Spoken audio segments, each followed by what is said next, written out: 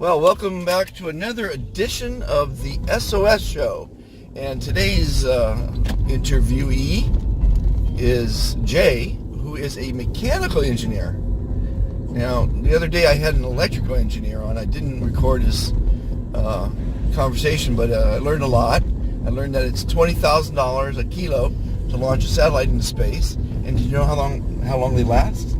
In orbit? Yeah. Well, the government gives them a certain lifetime, so they can only stay up for a certain number of years before they come down. Right. And normally they're designed to just come down and just burn up on their own unless they re-enter. Well, according to this guy, his was going up in 2 years, 2 years, and it's going to last 3 years. Okay. And it'll at the third year, they'll have enough fuel to push it back down so it'll burn up. Oh, okay. Because they don't take too long on their own, I think, with gravity. Right. Okay. And so they all designed to, and then some of them last for 15 years, he said. But I thought they lasted forever. You know, come on, look at the Voyager that's out there. You know, I'll just keep on going forever. Yeah. Forever. I mean, it's Neptune or something by now. Right? It's amazing. Okay, so you're a mechanical engineer. Yeah. So they'll hire you to design a building? No, mechanical engineering is like one of the base principal fields of engineering. And you can do, it's very, very broad. But for me in particular, the company I work for, we build fuel systems for airports. Use the left 2 lanes to turn left onto So South that's where the Lincoln Boulevard. majority of our business comes from. Airlines, consortiums. That's basically what I do. It's a very small niche market. Yeah. Yeah. Well, it's amazing that the word engineer is for everybody. I mean, everybody, it seems like every field needs an engineer. For sure. It's Yeah. amazing. I mean, you know, I mean, I guess everyone needs an accountant as well, but Yeah. it just amazes me how many engineers. So what are you working on now? Today I'm going to Phoenix Sky Harbor International Airport because I'm starting a new project with Southwest Airlines over there. It's a pretty simple job, just a couple hydrant pits. So people get on airplanes and they look out and they see someone hooking up to the wing of the aircraft, fueling the aircraft. Okay. So underground, there's a fuel system underground there. Okay. That's pressurized, and we're just going to move some planes around and add some hydrant pits and parking positions and things like that. So, You have to dig a hole. yeah. So you're going to put some new pits in. Yeah, well, we're not doing that right now, but we're Right. doing all the planning for it. Okay, so you're going to walk the site. Yeah, field information today. And how much is something like this going to cost? This project's about $1 million project, and I think we're restriping about 9 In a quarter gates, mile, continue straight adding onto 3 Lincoln fuel Boulevard. pits, deactivating, moving around some passenger boarding bridges, you know, the tunnels you walk on to get to aircrafts, things like that. So out of the $1 million, you'll keep the majority of it because you're Yeah, no. it's your design. I mean, come on, you know, you're doing all the work. No. We got subs, and, I don't know, Lots of trickles down, you know. So. Okay. So what was your dream in life? Was your dream in life to be an engineer? Or to be an opera singer? I don't know. No, you know, I grew up in Massachusetts, and I moved out here when I was 18, and I was involved at a church, and I was really into music. So I did that for a while, and I was like, you know, I don't really want to be ministering, you know. I think you can help people in your day-to-day, you know, no matter what you do. Plus, it's a practical matter of life. I need to make money somehow, so I just started going to school, and I just kind of looked at what I was good at when I was youngest, when I was growing up. What were the things that I liked to do, and what things about, you know, I had to learn something, so what suits my abilities, and really everything pointed to engineering, because I was always good at math and science, always taking things apart, putting them back together, trying to, when I was a kid. So it just kind of, I think that's a really good thing to do, is just get back to basics, and just like, okay, what are the natural gifts that I have, and how can I use those things? Because I think too many people spend time trying to, oh, well, I'm not good in this area, so I need to work on this thing in my life. and I don't subscribe to that. I'm like, I'm not good at this, so I'm just not going to do this thing, and I'm going to focus on the things that I am good at, because I'm never going to be an expert or a professional at something I'm not good at. So you have to really just hone your strengths. Those are things that are God-given. So, but, I mean, that's about what I do. It's well put. Well put. I think a lot of people just fall into things. Oh yeah. You take a bus boy. You're young. You get a job as a bus boy, and then you become a checker, and then you graduate to the store assistant manager, and then manager, and then district manager, and you become.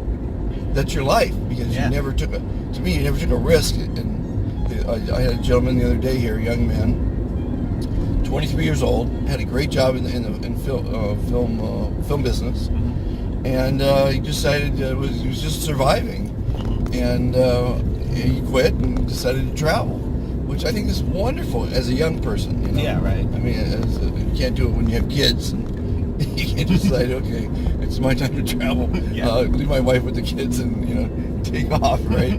But I just think it's brilliant that young people get out there and experience life, and there's so many things to do. But you really need to wake up in the morning, and now it's 4 o'clock in the morning here, looking forward to your day and saying, oh my God, I'm going to see this new airport, and new challenge, and new obstacles, and it's great. I mean, it's very rare that people love what they do.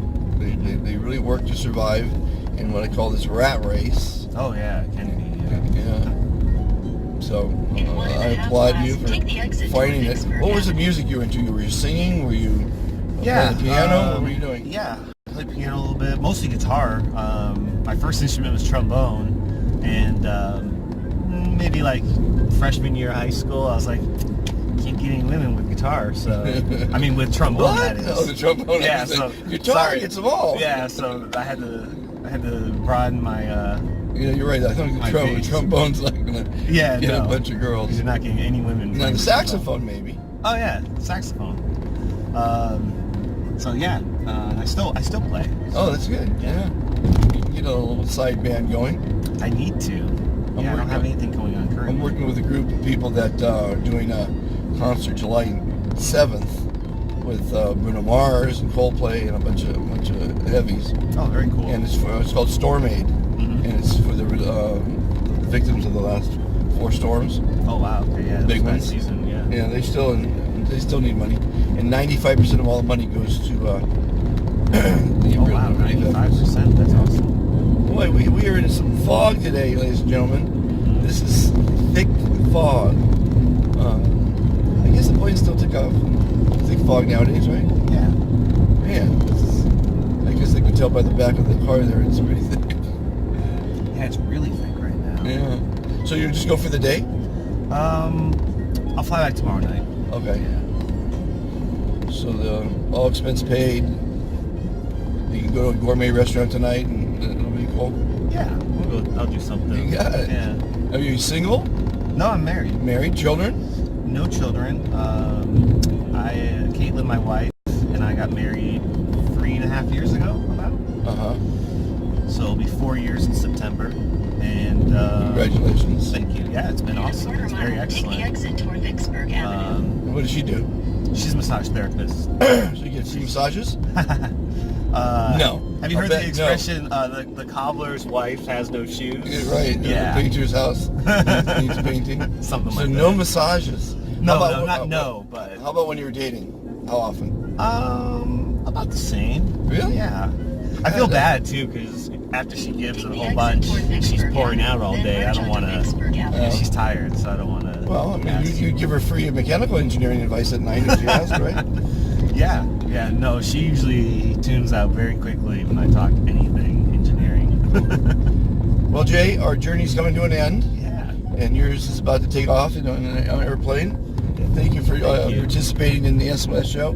And you can find it at ilovesos.org. I'll give you a card. Excellent. We'll stay in touch and have a good day. Yeah, which was more interesting. Oh, you're interesting.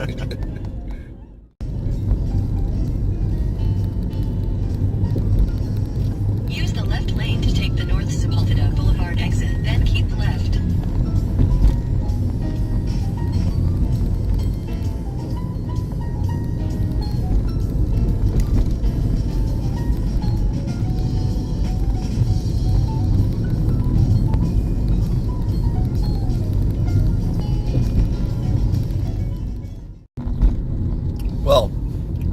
an interesting ride. The guy didn't want to be interviewed, but he was another engineer and working for Boeing, and he's been graduated into sales.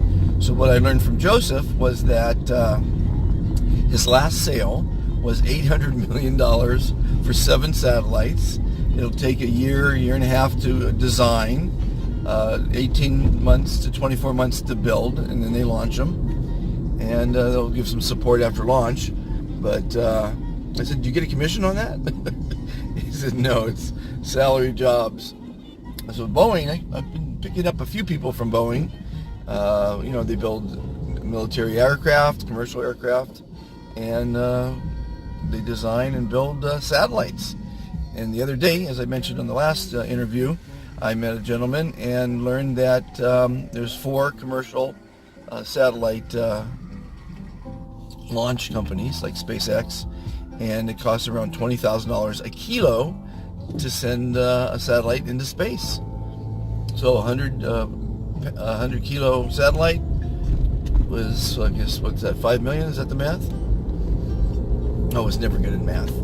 So let's see what the next victim brings for interviews on the SOS show. Stay tuned. Welcome back to the show. We've got Max, whose birthday was 5 hours and 38 minutes ago. Happy birthday. Thank you very much. So what are you going to do on this special day? It happens once a year. I am traveling to New York for work. Oh. Hooray! Hooray! Working on your birthday. Actually, I get to not work on my birthday because I'm traveling Use all the left day. 2 lanes to turn left onto that's California 1 South. kind of nice. That is nice. Yeah. And what do you do for work? I work as a project manager for entertainment. Oh. So that's interesting. Have you been doing that long? No, about 2 years. I guess relatively to how long I've been working, it's kind of long. Uh-huh. But I'm from New York, so I don't mind doing these trips because I get to go home and see friends and family back on the Continue East on Coast. California 1 South So for 4 miles. the project is in New York? Working on? Well, the projects are bi-coastal, so I have a team in New York and a team in LA, and I travel a lot, so this is just one of the weeks that I will be in New York. So what stage is the project in? They're ongoing. I manage probably, 75 projects a week. 75 projects a week? Yes. 10 a day? Roughly, yeah. Yeah. And how do you do that? One person's doing that? As a project manager, yeah, but I have a team of designers and editors, and I manage the creative side, so what's there. the most interesting one that you're working on right now that you're excited about? I am a fan. My background is video, so I would have to say one of the promos that the video side is doing.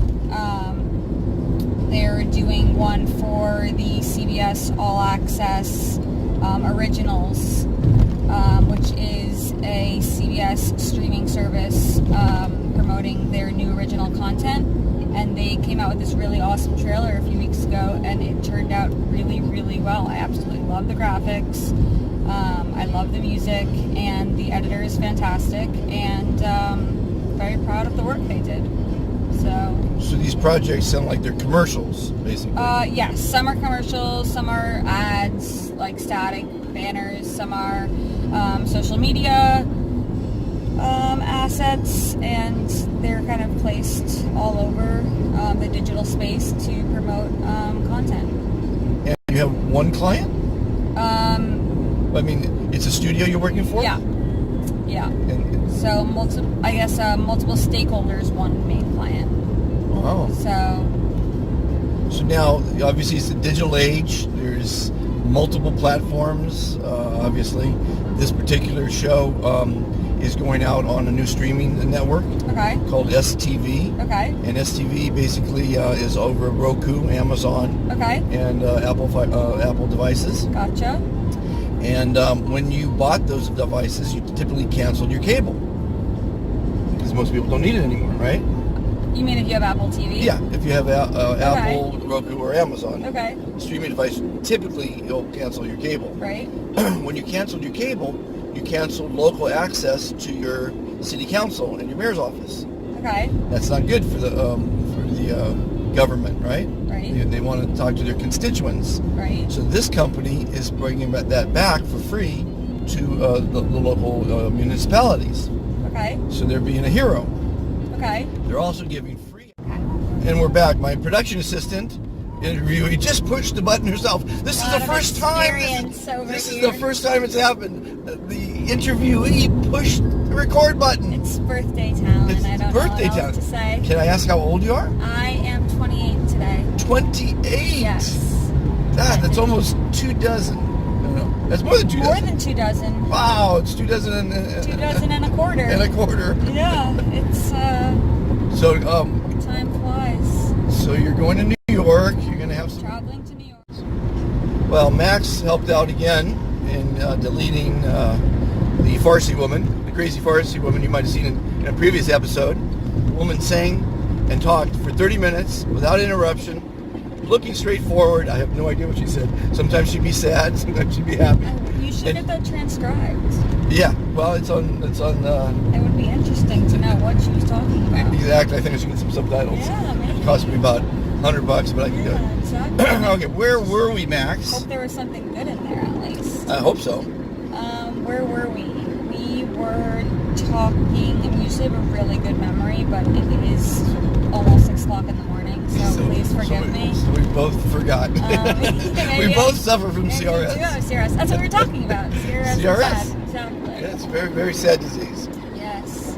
Especially when you, like when we go visit the grandkids on the plane, my wife will test me and drill down. Okay, it's Brittany, it's Cecilia, it's Oh, the kids' names. all the kids' names. Okay. Yeah, I gotta bone up on it, you know. Gotcha.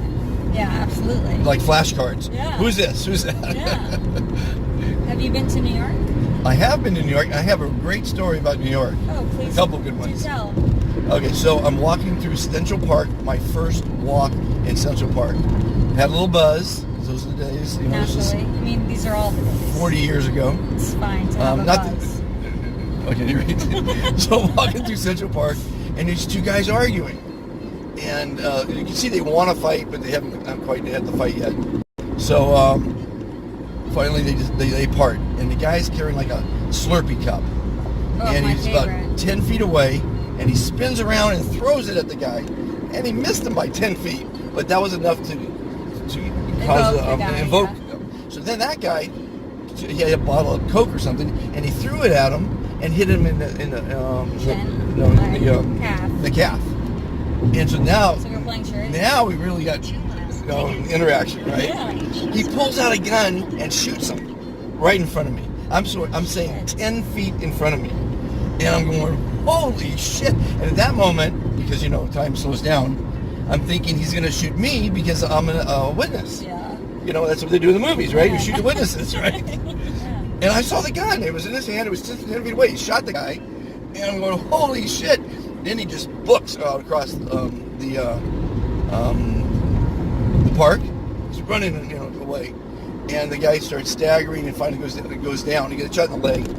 And people come out of the bushes to help him. Like his friends were in the bushes or something. Oh my And God. first they put him on a trash can to sit. And then he Yeah. couldn't sit and he was down on the ground. And they're trying to help him. Then eventually, within 10 minutes, literally 1,000 people. It was a huge crowd, 4 or 5 police cars. It was, and I'm still stepping back because I'm from Yeah. California. I'm told never get involved in New York. I see nothing, right? I'm from New York, and I don't Right. think I would You get never get involved, right? That's the MO. Yeah. So I'm not getting involved. But then the police come to me because someone said he saw it, and so I had to give an interview because I saw the gun. It was like a little revolver, Yeah. Describe the gun. What's your name? And I'm stoned. I don't know what you're talking to the Yeah, cops. God. And But it's not illegal. my to be first drunk. walk through Central Park, and I met a lot of people that day because there were so many people in the crowd. Yeah. Said never in their lives have they seen a shooting. Obviously, Yeah, I've never seen a shooting. Yeah. I saw a stabbing once. Okay, got my second story. Okay. New York. I was working for John Lesser, who's Frank Lesser's son. Okay, I don't know who that is. Guys and Dolls, Hans Christian Andersen, most of Take that, exit all those 49. musicals. Okay. He did music, Frank did. At any rate, so John was he was teaching me how to produce, and I had went down to clear out his apartment in New York. He's living in Los Angeles, and we're working at the Westwood Playhouse. So I'm done with it all, and I met this girl, and I had a little time to kill on the way to the airport, so I figured I would stop by and see the girl before you go to the airport. And so I was telling the cabbie, I'm going to go visit this girl, and then I'm going to the airport. And so he saw it as a big fare. So he said, well, I'll come back and get you. It's a nice fare. And so I said, to go to the airport, yeah. I mean, it was a good fare, I guess. I don't know how far we were from the airport, and I said, great. So me being the lazy person I am, I said, well, why don't you just keep all my stuff, and I don't have to lug it up, to the girls' Oh, that's very apartment. trusting of you. And so he said, well, what do you got? And I remember we both were peering in the window, and I said, a really nice VCR and that bag, and I was just grabbing what I got. Use any lane So I to said, I'll turn see you right in onto a half South hour. O'Hara Boulevard. So I go up like Mr. Cool, got no baggage, met with the girl and what have you. Did you not think this guy was going to steal all your stuff? You got to hear the end. Okay. So I come out, we had a good time, and where's the cab? And it's not precise timing now. I got to have a cab in the next couple of minutes. Right. 5 minutes goes by, which is a long time waiting for when you're on a schedule. So finally some police drove up, and I said, I told them the story, and they started laughing. You go, you trusted your stuff to a cabbie? Are you insane? Right? Especially when he said, what do you got in there? What do you got? Red flag. And he goes, what's the name of the cab company? I go, I don't know. What's the name of the cab? What's the name of the driver? I don't know. I didn't write it down. And they're laughing. They're just having the greatest time laughing. So I said, oh, well. So I'm the biggest optimist in the world. So I said goodbye to the girl, took another cab to the airport, and said, listen, I'll owe my boss a couple $100 for the VCR or whatever it is. I'll buy new clothes. The good news is I don't have to check any luggage. Sure. I travel safe. It's easy. I looked at all the bright sides. It's not the end of the world. Life goes on. Get to the airport, have some drinks, get on the plane, have some more drinks, go home, and life is good. So, end of the story.